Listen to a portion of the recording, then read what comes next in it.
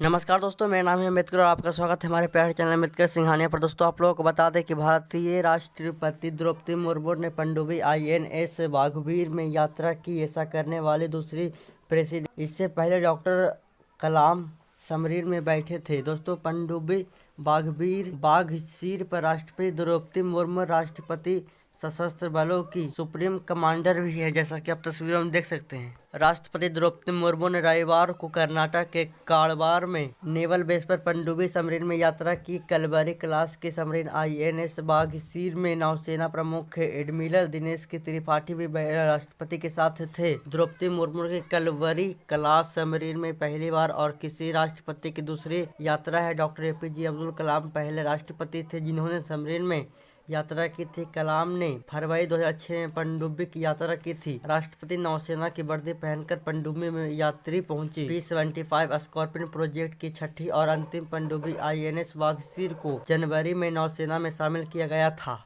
राष्ट्रपति मुर्मू की सबमरीन यात्रा की तस्वीरें यहाँ पे तस्वीर में भारत के राष्ट्रपति और भारतीय नौसेना कमांडर के साथ दिखी। भारतीय राष्ट्रपति द्रौपदी मुर्मू INS पे सवार। साथ ही दोस्तों, भारत के राष्ट्रपति द्रौपदी मुर्मू ने सभी सबमरीन को अच्छे से निरीक्षण भी किया। लड़ाकू विमानों में भी उड़ान भर चुके राष्ट्रपति। दोस्तों, राष्ट्रपति मुर्मू भारतीय वायुसेना के 2 लड़ाकू विमानों में उड़ान भरने वाली भारत के पहले राष्ट्रपति भी हैं।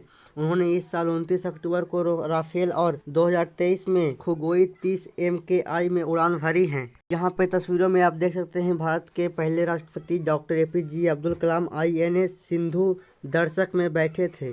दोस्तों, भारत के तत्कालीन राष्ट्रपति doctor APJ Abdul Kalam submarine में यात्रा करने वाले पहले भारतीय राष्ट्राध्यक्ष बने। डॉक्टर कलाम 13 फरवरी 2006 के ईस्टर्न नेवल कमांडर के तहत विशाखापट्टनम में सबमरीन में कुछ घंटों के लिए बंगाल की खाड़ी में रहे। उनके साथ तत्कालीन नौसेना प्रमुख अरुण प्रकाश भी थे। सबमरीन की कमान कमांडर PS बिष्ट संभाल रहे थे। सबमरीन यात्रा के बाद डॉक्टर कलाम ने पत्रकारों से कहा था कि पानी के अंदर सबमरीन में यात्रा करने का यह मेरा पहला अनुभव है। मैंने सीखा है कि जब भारतीय नौसेना की यह साइलेंट फोर्स पानी के अंदर होती है तो वह कैसे काम करती है। दोस्तों, अब सबमरीन INS बाघसीर के बारे में कुछ जानकारियां जान लेते हैं। स्कॉर्पियन यानी कलवरी क्लास की सबमरीन INS बाघसीर को 4 साल पहले मुंबई के मांझगांव डॉक्स से प्रोजेक्ट 75 के तहत लॉन्च किया गया था। बेहद आधुनिक नेविगेशन और ट्रैकिंग सिस्टम से लैस यह एक डीजल इलेक्ट्रिक सबमरीन है। इसके कई घातक हथियार लगे हैं। इस सबमरीन को लाइसेंट लिकर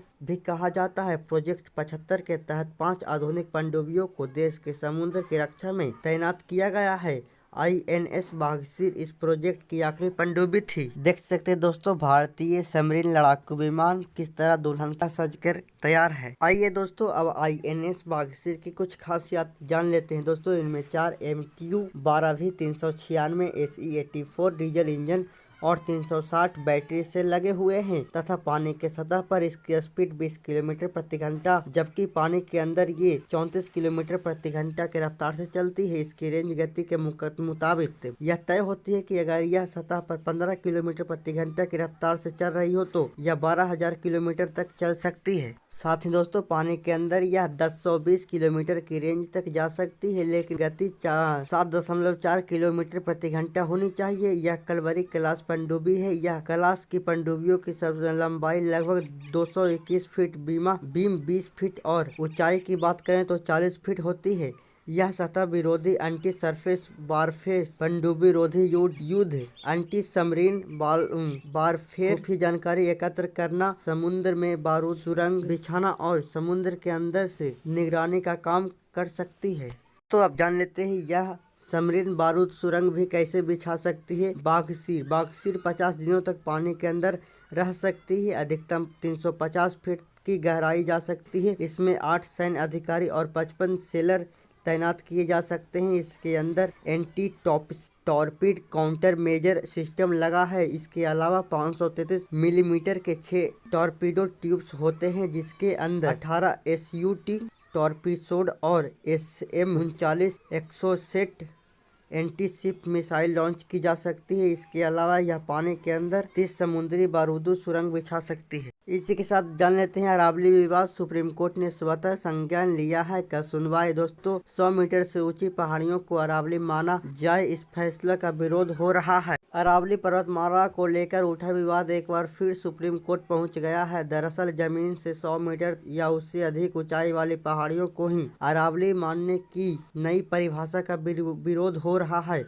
अब इस मुद्दे पर सुप्रीम कोर्ट ने स्वतः संज्ञान लिया है। चीफ जस्टिस सूर्यकांत की वैकेशन बेंच सोमवार को सुनवाई करेगी। बेंच में जस्टिस जेके माहेश्वरी और जस्टिस ऑगस्टीन जॉर्ज मसीन भी होंगे। सीजेआई के वैकेशन कोर्ट में यह मामला 5वें नंबर पर लिस्टेड है। अब सभी को नजर सुप्रीम कोर्ट की इस सुनवाई पर टिकी है, जहां केंद्र और राज्य सरकारों को नए निर्देश जारी किए जा सकते हैं। दोस्तों जान लेते हैं क्या है अरावली विवाद। सुप्रीम कोर्ट ने 20 नवंबर 2025 को केंद्रीय पर्यावरण मंत्रालय की समिति की सिफारिश स्वीकार की, जिसमें 100 मीटर या उससे अधिक ऊंचाई वाली पहाड़ियों को अरावली के रूप में मान्यता देने की बात कही गई। इससे पहले 1985 से चल रहे गोदा बर्मन और एस्मी मेहता मामले में अरावली को व्यापक संरक्षण मिला हुआ था। नए फैसले के बाद राजस्थान, हरियाणा और दिल्ली एनसीआर में विरोध प्रदर्शन हो रहे हैं। पर्यावरण कार्यकर्ता इकोलॉजिकल आपदा बता रहे हैं। पर्यावरणवादियों और विपक्षी दलों के नेताओं ने केंद्र सरकार पर सवाल उठाए हैं। पर्यावरणवादियों का तर्क है कि अरावली रेंज से 100 मीटर से छोटी पहाड़ियां में खनन की मंजूरी मिलने से इन पर्वतमालाओं के अस्तित्व खत्म होने का खतरा पैदा होगा। वहीं केंद्र का कहना है कि यह गलतफहमी है और संरक्षण बरकरार रहेगा। लोगों को बता दें कि रेगिस्तान को आगे बढ़ने से रोकता है अरावली, और अगर अरावली नहीं होगा तो रेगिस्तान भारत के पूर्वी हिस्सा में फैलेगा। दोस्तों आरपी बलवान की याचिका पर केंद्र राज्यों को नोटिस। हरियाणा के वन विभाग के रिटायर्ड अधिकारी आरपी बलवान ने भी पिछले सप्ताह केंद्रीय पर्यावरण मंत्रालय की समिति की सिफारिश को सुप्रीम कोर्ट में चुनौती दी थी कि उन्होंने सुप्रीम कोर्ट में पहले से ही चल रहे गोदावरी मामले में याचिका दाखिल की, जिस पर कोर्ट ने केंद्र, राजस्थान, हरियाणा सरकार और पर्यावरण मंत्रालय को नोटिस जारी किया। सुप्रीम कोर्ट शीतकालीन अवकाश के बाद इस मामले में सुनवाई करेगा। तो विवाद के बाद केंद्र ने अरावली रेंज में नए खनन पट्टी पर लगाए रोक। विवाद बढ़ने पर केंद्र सरकार ने अरावली में नए खनन पट्टों पर रोक लगाने के निर्देश जारी किए। 24 दिसंबर बुधवार को केंद्रीय वन, पर्यावरण और जलवायु परिवर्तन मंत्रालय ने बयान में कहा है कि पूरी अरावली श्रृंखला में कोई नया खनन लीज नहीं जारी होगा। केंद्र ने राज्य सरकारों को अरावली में किसी भी प्रकार के नए खनन पट्टे देने पर पूर्ण प्रतिबंध लगाने के निर्देश दिए हैं। ये प्रतिबंध पूरे अरावली पर समान रूप से लागू होगा। केंद्रीय पर्यावरण, वन और जलवायु परिवर्तन मंत्रालय से जारी लिखित बयान के मुताबिक इस विरोध का मकसद राष्ट्रीय राजधानी क्षेत्र तक फैली सतत भूवैज्ञानिक श्रृंखला के रूप में अरावली की रक्षा करना और सभी अनियमित खनन गतिविधियां को रोकना है। केंद्र के बयान के बाद पूर्व सीएम अशोक गहलोत, जयराम महेश सहित विपक्षी नेताओं ने कहा है कि इसमें कुछ भी नया नहीं है। सुप्रीम कोर्ट के आदेश में यह सब है, उसी का पालन करना है। दोस्तों पाली हो जाएगी गुलाबी नगरी बिना झीलों का उदयपुर। दिन भर धूल के तूफान, बिना मास्क सांस नहीं। एआई से देखिए अरावली खत्म होने के खतरे। अरावली हमारे लाइफ लाइन है दोस्तों। तो दोस्तों आज के लिए बस इतना ही। धन्यवाद।